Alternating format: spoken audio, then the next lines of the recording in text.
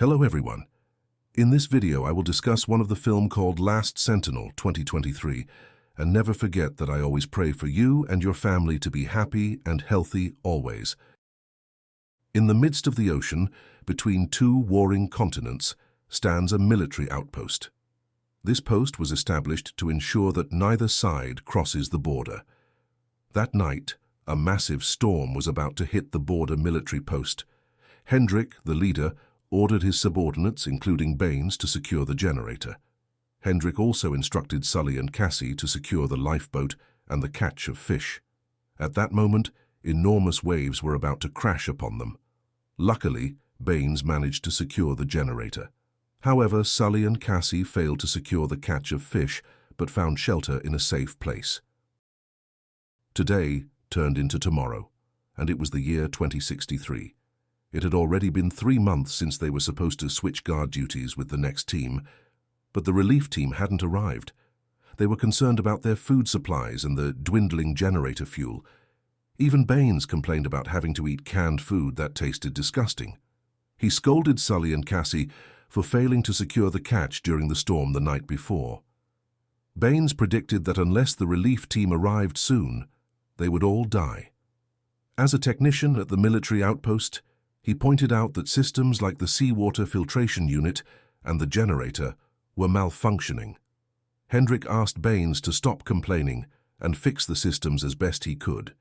He believed that after 2 years of duty and exceeding the 3-month limit, the relief team would arrive soon. Something must have happened to them, as they had not yet arrived. After that, it was Sully's turn to be on guard duty.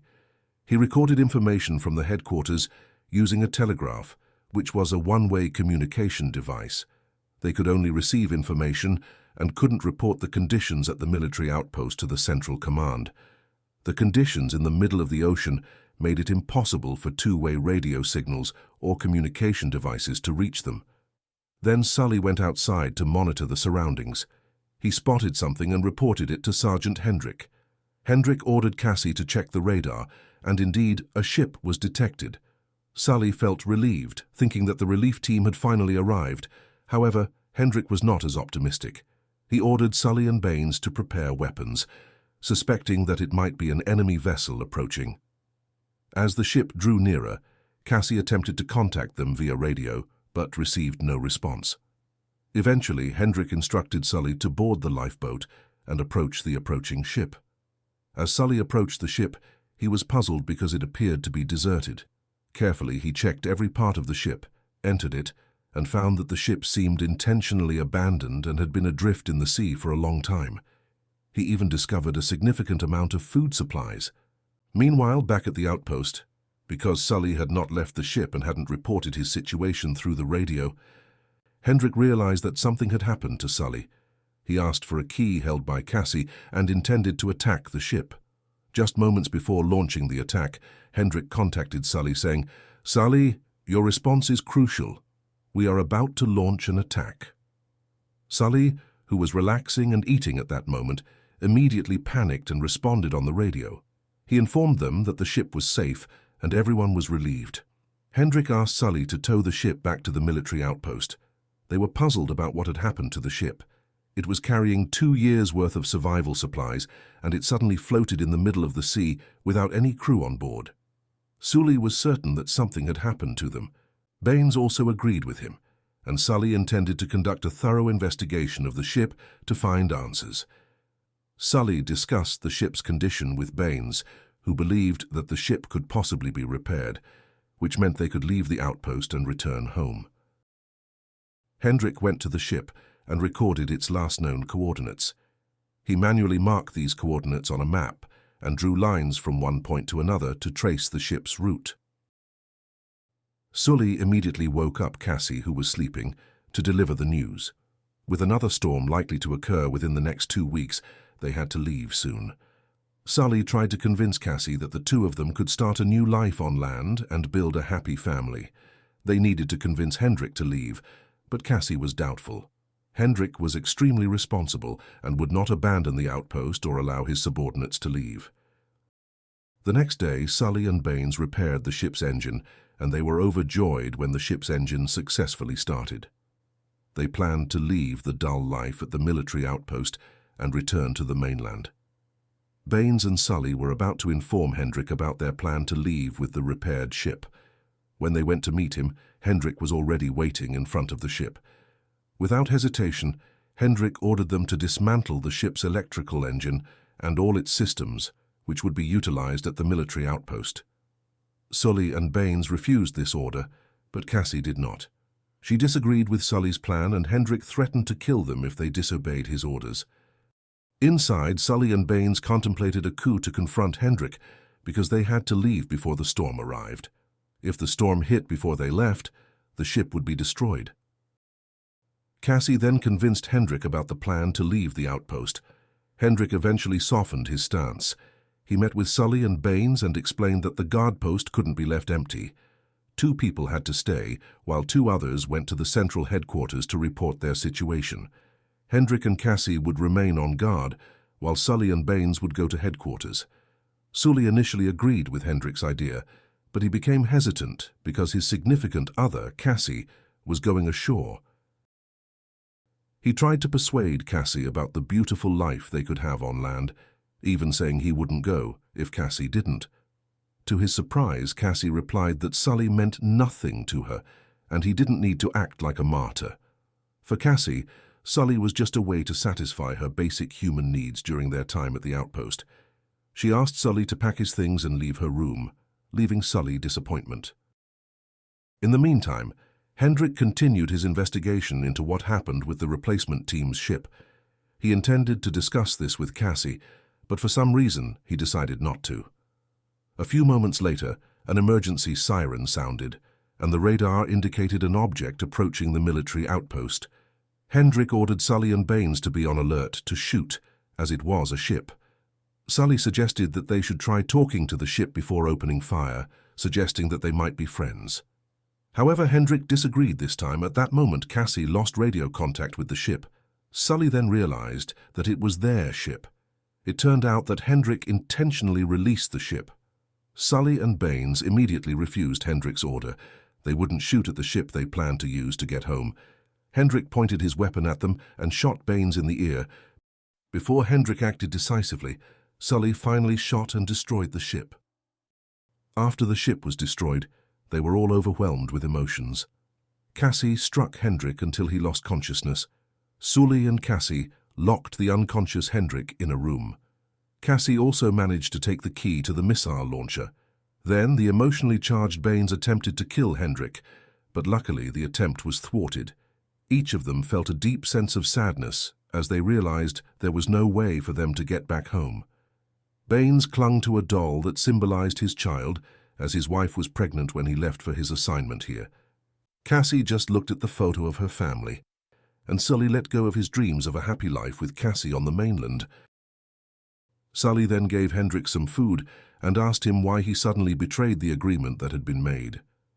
Hendrik explained what he had discovered from the investigation into the replacement team's ship.